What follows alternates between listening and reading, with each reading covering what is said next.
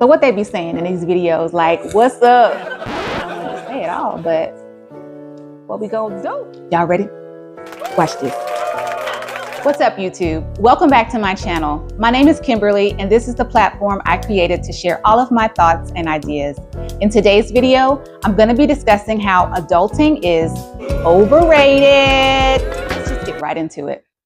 Society says that at the age of 18, you're a legal adult. But that does not mean that you're necessarily equipped to handle everything that life has to throw at you. I can remember when I turned 18, and one of the biggest decisions I had to make was where I wanted to attend college. Back in my day, we watched this show called A Different World, and it chronicled the experience of young adults attending a historically Black college, or an HBCU. And then my sister and a bunch of her friends from our hometown went off to attend an HBCU, and it looked like so much fun. So naturally, I desired to attend an HBCU as well. But I quickly learned that college is expensive. And so I had to make a decision based on where I would be able to receive what we called a full ride, meaning my tuition, my room and board were paid for.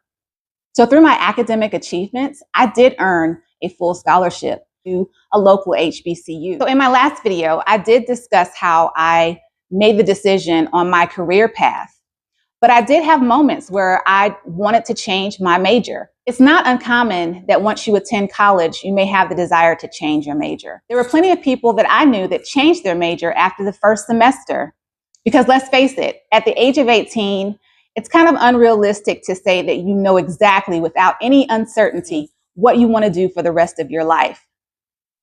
But I do think that you can explore what your strengths and what your interests are and discover what the best options for you for a career path are at the time. So looking back, I can say that you absolutely should consider the cost of attending college and try to minimize the expenses and the debt that you will go in if you want to further your education. I also think it's important to attend college that has a variety of degree options. You never know what you may discover about yourself once you start to attend college, and having the options available for you may make an easier transition if you decide that there's something else that's a better fit for you. So the next challenge in adulthood for myself was transitioning from being a professional student to a working professional. I spent about 6 years total in college. I became very accustomed to the breaks that were built into my schedule, such as the holidays, spring break, and summer. But when you become a working professional, let's just say you're working 40 plus hours a week, and depending on the career path that you choose, you may only receive about 10 vacation days. And yes, that's out of 365 days a year. I know, crazy. And because of that, it may become very difficult to find what is called a work-life balance. You have to be very intentional so that you're not just working all the time and you're able to enjoy things outside of work. And because you're spending so much time working, it's also good to consider the everyday working conditions of your career. Are you sitting? Are you standing? Is it physically demanding? Are you working with people? Are you working alone? Even if you decide that your career path at the time is not your passion, you do want to have some level of job satisfaction. Because I knew early on that my career path wasn't necessarily my passion, I knew that I needed to create a better work-life balance. And I knew that I did not want to spend the rest of my life working 40 hours a week. So that brought me to the next challenge in adulthood, which was financial literacy. I began working at an early age, about 16. And so I had a bank account opened at that time. I was pretty well versed in saving my money or saving it for a rainy day, but I did not know much about investing, taxes, or retirement. So I figured that I would just work hard, save my money, and then when I reached retirement age of about 65, I would be good for the rest of my life. However, it became clear that that was not a guarantee. You see, not all employers offer a pension plan, and not all people will be able to rely on Social Security to provide financial stability in their retirement years.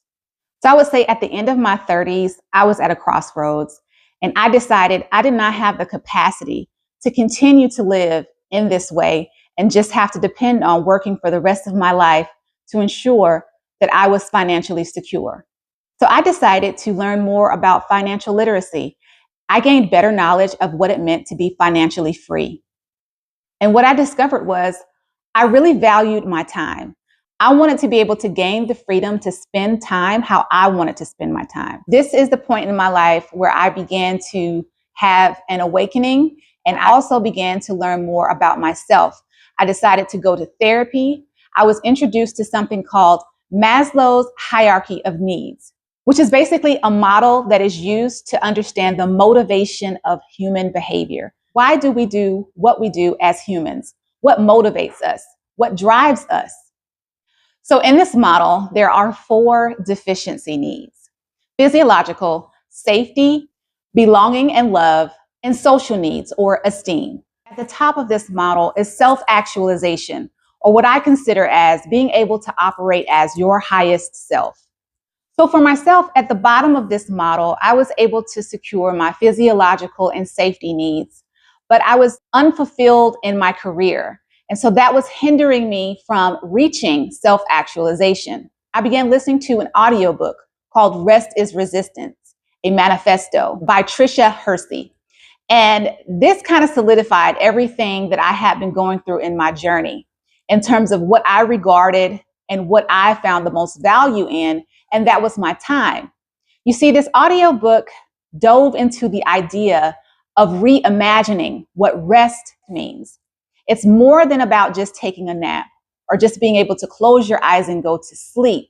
Because see, as long as we are caught up into attaching ourselves to work, to production, to doing things so that we can survive, that limits us in our ability to even dream of different possibilities for ourselves. And so, yes, through learning more about myself in therapy, I was able to improve the relationship that I had with myself. So therefore, I was able to move into satisfying my belonging and love needs by improving the relationship I had with myself, improve the relationship that I was having with others. And also through my self-love practices, I was able to connect into a portal that allowed me to tap into my creativity, which is even why I'm able to sit here and make this video. I was able to find esteem and achievement, not just through academics, but through my creativity. Because I increased my financial literacy, I was able to make some changes within the structure of our finances that allowed more freedom. And that gave me the option to change my career path, to feel comfortable that my basic needs were going to be met, so I wasn't stuck in survival mode. I will say initially, I felt a sense of my purpose being taken away by no longer reporting to a job every day. But I also quickly learned that now I have what I was seeking all along, which is the freedom to structure the day how I wanted it to look, and to be able to spend my days doing the things that I valued the most. If you are saying that adulting is overrated or it's ghetto, and you no longer have the capacity to continue to experience it the way that you are, perhaps it's a matter of self-discovery and realigning with the things that you value the most. I really hope that you found this video helpful, and please leave a comment below if you have something that resonated with you within this video or that you would like to share about your experience as an adult. And please stay tuned for my next video. Okay, that's all I got. Ain't got no more. But for real, this shirt, soft girl season, okay? Shout out to Cassie Cure. This is where I'm at. This is what I'm doing. Soft girl season. Like, I hope to stay in this season for a very long time. I don't need to be anything else other than soft for the rest of my life.